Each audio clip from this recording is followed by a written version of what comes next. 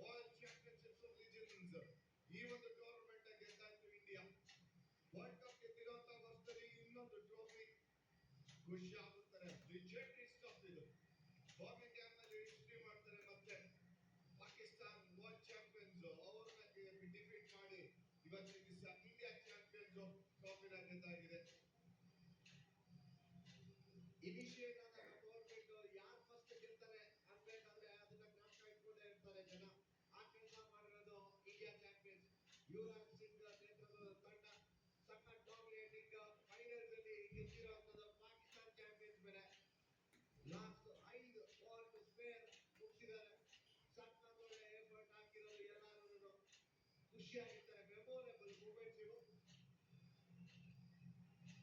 Exactly owners ಯಾರಿದ್ದಾರೆ India team ಖುಷಿ ಆಗ್ಬಿಟ್ಟಿದ್ದಾರೆ. ಅವ್ರಿಗೆ ಪ್ರೈವೇಟ್ ಟೂರ್ನಮೆಂಟ್ ಇರ್ಬೋದು, ಬಟ್ ಅಂದ್ರೂ ಕೂಡ ಚಾಂಪಿಯನ್ಸ್ ಲಿಜೆಂಡ್ಸ್ ತರನೇ ಆಡಿದ್ದಾರೆ.